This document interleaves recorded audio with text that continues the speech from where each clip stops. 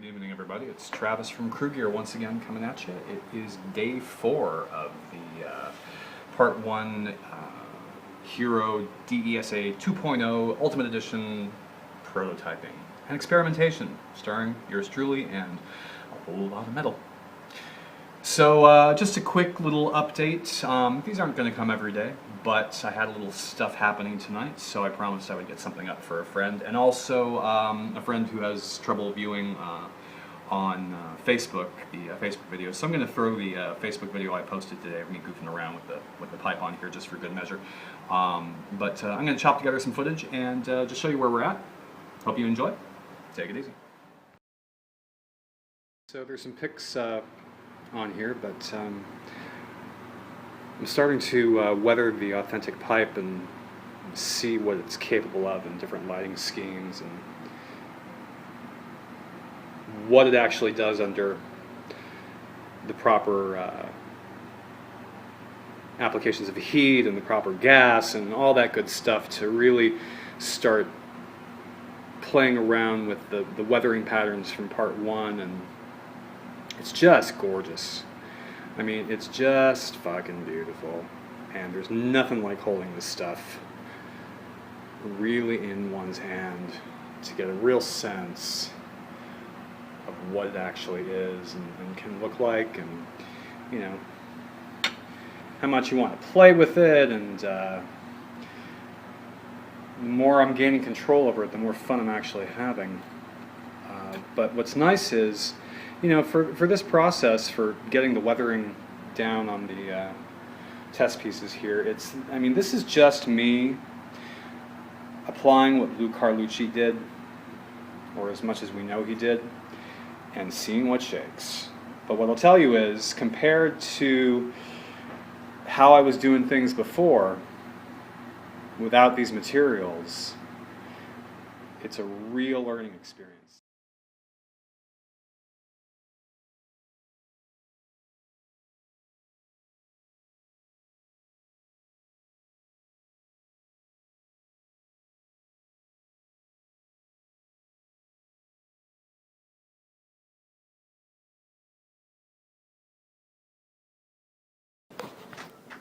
Don't ding over there. You talking to me? Yeah. Listen, Missy. You dinged and then you went, oh. So I forgot to mention. Don't tell me what to do. We don't have it anymore, or prosciutto. So I'm sorry. The code again was 225? Thank you. Yeah, but she asked for prosciutto. And it was a lot. Prosciutto is what? Not pastrami or anything like that.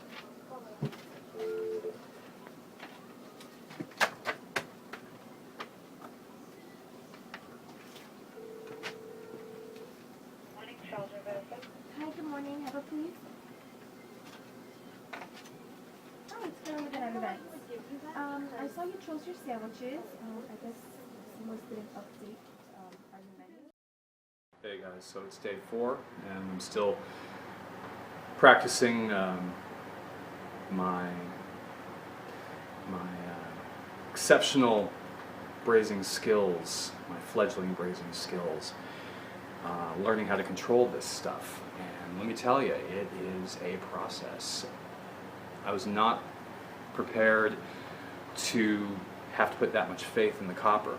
And what I mean by that is, there's a reason this stuff, I think, was made with pipe, now that I'm working with pipe. Because pipe is the only thing that would take the braze. I mean, there's no way sheet metal could take this heat. It would be destroyed. So,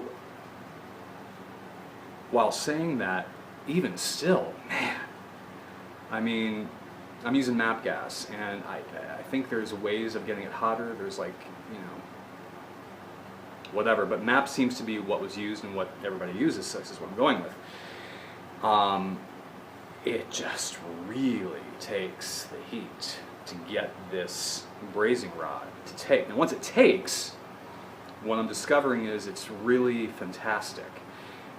There's a lot of control that solder doesn't have, which is really cool.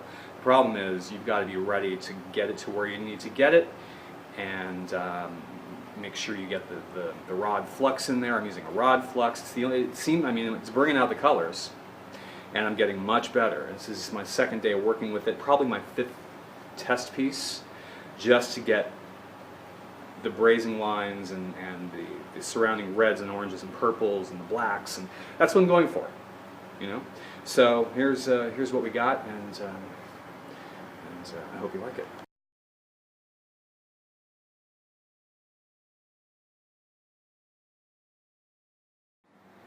So here we go, and it's really bright in here.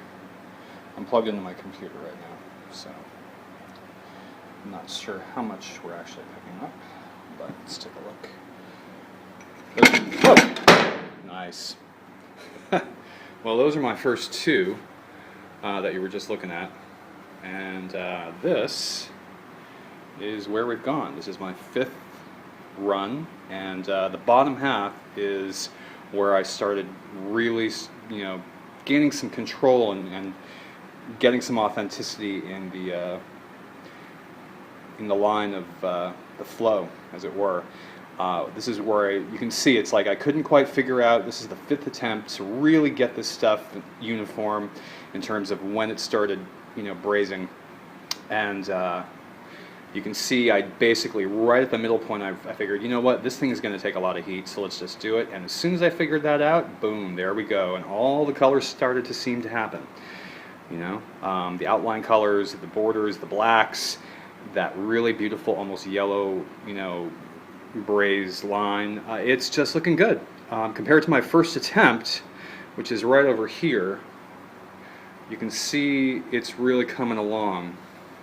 And I'm really happy with it. Just thrilled. The sheen is just right. The purples, the reds, all that stuff. It's picking up all the proper lights and all the proper schemes. I'm just really, just totally pleased how this bottom half is looking. Pretty damn authentic. And we'll put that there and call it a success. And I think we're going to build a test finger. I think I'm almost at that point, and maybe even solder on a blade.